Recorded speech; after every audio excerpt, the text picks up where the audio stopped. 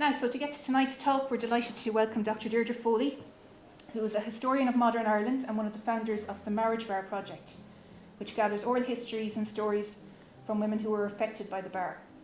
It's been a real pleasure for me personally to take a deep dive into women's experiences of work for my current wider research project on all women's differing experiences of the workplace, but also the collaborative project I'm doing with my colleagues Judith Harford in UCD and Jennifer Redmond in Maynooth, specifically on the marriage bar, which is also ongoing. I feel really honoured to do this work as someone whose grandmother was affected by the bar, and I can tell you, she's passed away a couple of years now, but the older she got, the angrier she was about how she had been affected by the bar. She was a Mayo woman and she worked for Castlebar County Council until she got married.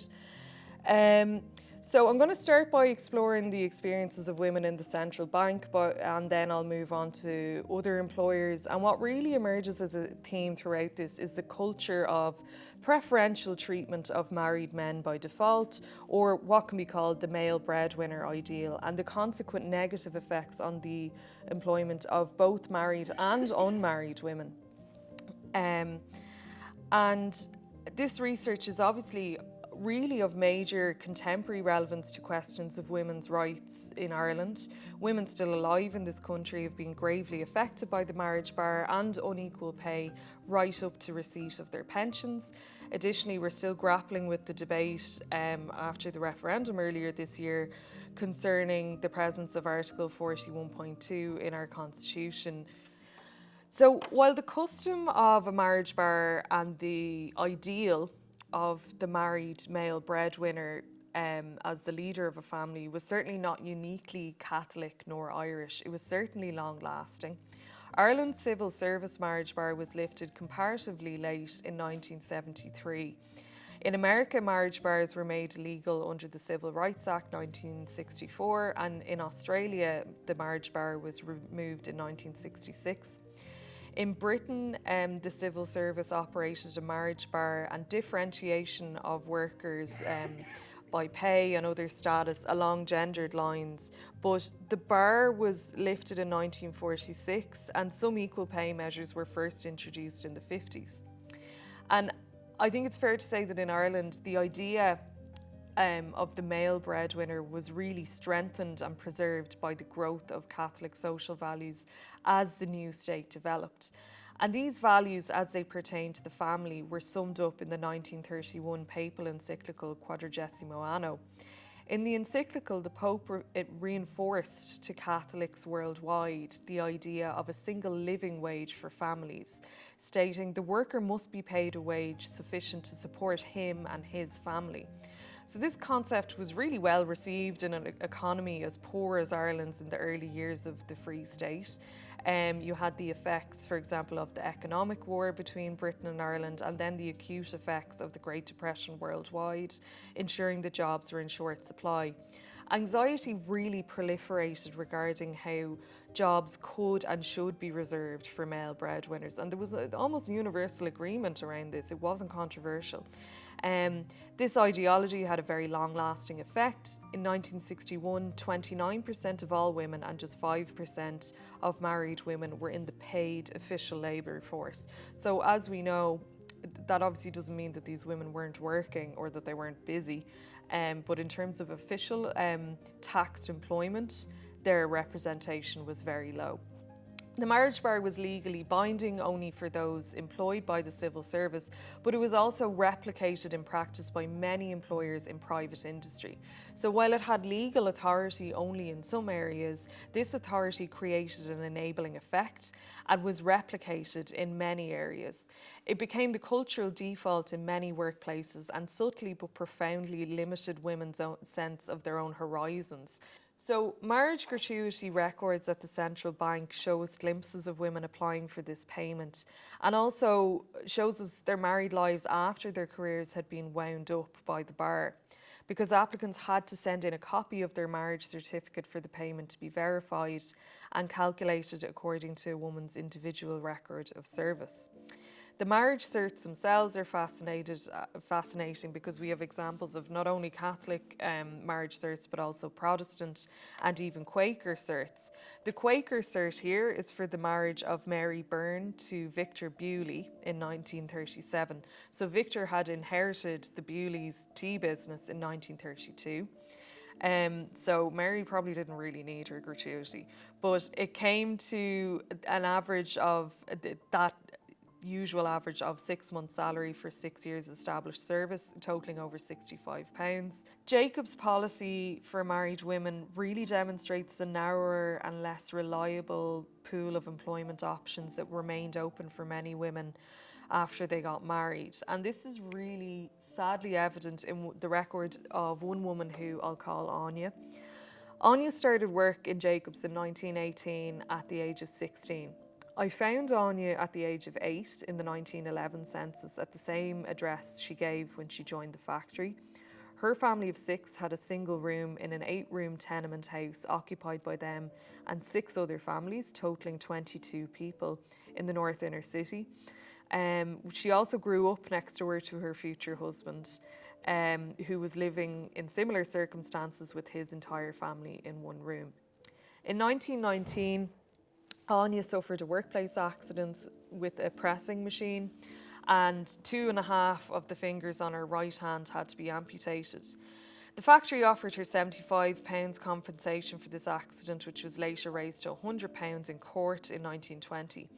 The court also stated, when awarding her this money, that Jacobs should, quote, give the girl every chance at work. Her work record was pretty average in comparison with colleagues, with a few reprimands for careless packaging of biscuits and chocolates. Anya left Jacobs in 1922 to be married, but she made contact with Jacobs again in 1931. She wrote from an Ivy Trust housing address on Bride Street. Her brother-in-law worked for Guinness, so Anya and her family may have been living with him. Her letters to her former employer, they give us a really rare insight into a working-class woman's first-hand experience of the marriage bar and how she felt about it. So she wrote, Dear Madam, having learned that employment is now being given to married women in Jacob's factory, I respectfully beg to apply for a position. I was employed up to 1922 as a chocolate packer. When I was married in 1922, I very reluctantly was forced to leave under the rule which made all women do so on marriage. During the course of my employment, I met with an accident which entailed the loss of 3 fingers. An order was made by the court that employment was to be provided for me by Jacobs as long as I liked to remain. So she's really grappling here and trying to kind of bargain with them. The loss of my fingers is now in no way a handicap and would not prevent me from doing any my work in a satisfactory manner. I earnestly beg that sympathetic consideration be given to my application. Now, she got a reply stating that a few married women were engaged temporarily to help Jacobs with their Christmas trade. They wrote, they've been selected for special positions from those who have recently left our service and have been engaged only week to week. We're not now requiring any further help. And sometime later, Anya tried her luck again, writing from a different address, again still in tenement housing in the North Inner City. And I think this escalating tone of urgency will be really familiar to anyone who has had to scramble applying for work and welfare. Job applications such as these can really be seen as part of the mixed economy of welfare that was negotiated by so many women experiencing poverty. She wrote, I'll be very grateful if you could secure a vacancy for me, as I am in need of help at present owing to my husband being out of employment. I applied to you some time ago and received an answer for which I was very thankful. So, dear madam, if you consider my case, I'd be very grateful. She wrote again from another address, the Ivy Trust housing address in 1934. She wrote, I'm now in very poor circumstances as I have a large family and my husband is unemployed. If it were possible to obtain this temporary employment, it would indeed help me and my children very much. Now, it's noted on annotations on the letters received by Jacobs that Anya was missing fingers, and while they did interview her once in 1934, her old workplace injury was ostensibly probably why she was never successful in securing work with them again. as they wrote on her file that there was no suitable vacancy.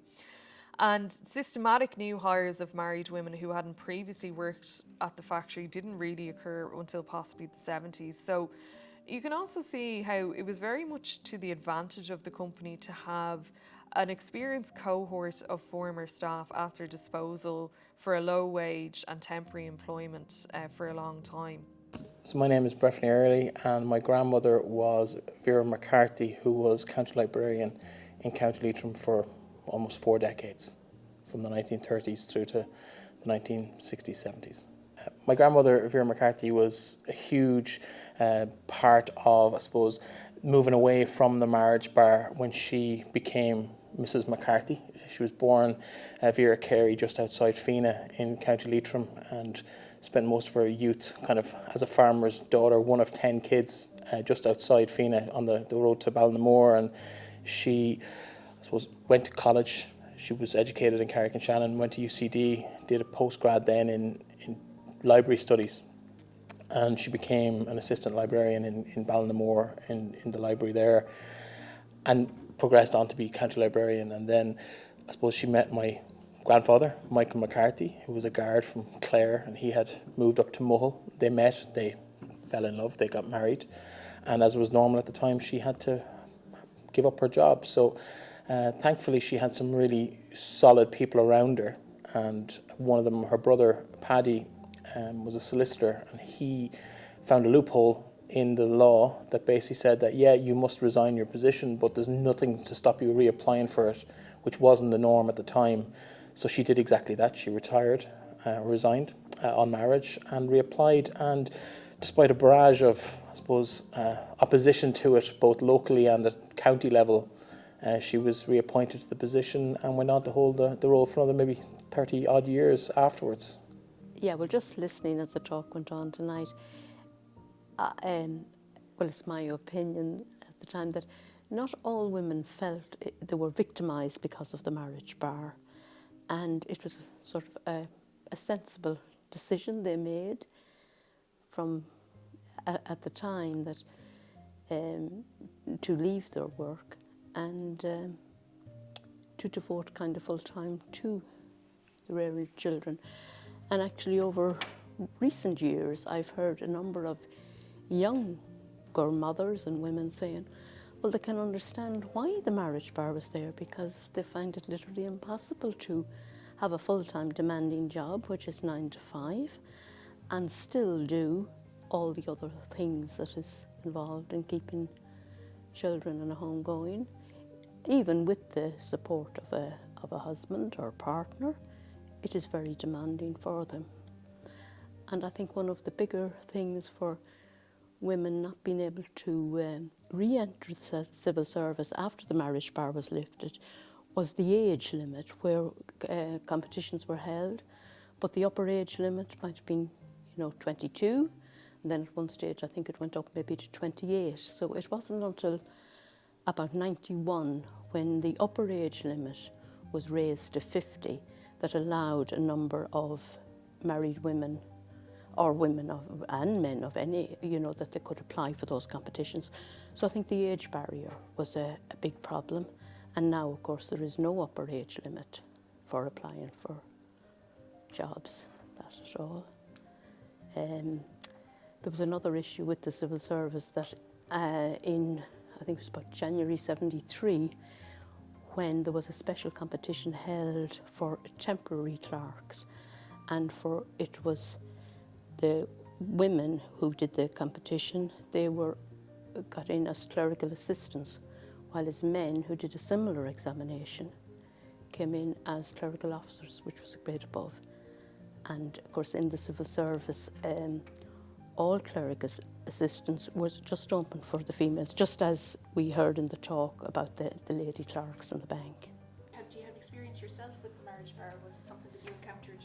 Yes, yeah, but I wouldn't look at myself as a victim of it. I think, even though I was quite young, that I made the decision to go, and at the time thinking this was going to be for part of my life, but that I would re-enter the employment again at a later stage, which I did.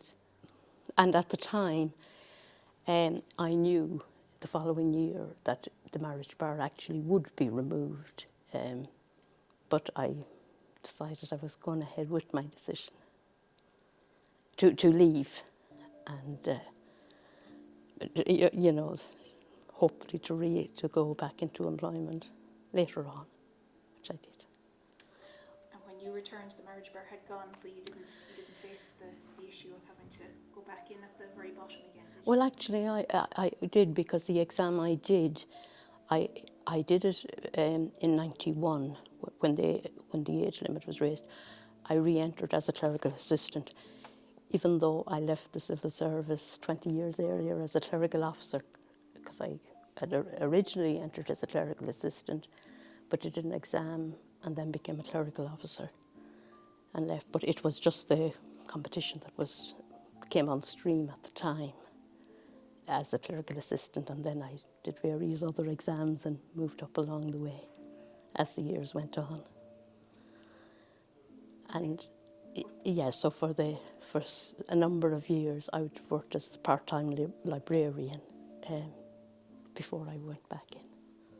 Was working in Vincent's Hospital in Dublin, and I was doing short time before I got married. I had been in Our Ladies, and I had left it and gone to Dublin for a while, and I was planning to save money, of course, to get married, and I had to resign, and then I just was at home. I was just a staff nurse on the wards I was doing a surgical ward that time in Dublin at the time, in Vincent's. So I came home then to Manor Hamilton. I think I did a few days temporary, and then there was 6 months went by, and I was just at home doing the usual things and wondering what's going to happen here. And then the matron gave me a ring to say that the marriage bar was lifted, and she was short of nurses, and would I come back? And I was delighted to come back. But it was very difficult for a lot of people who had to, because they got married, they could no longer work.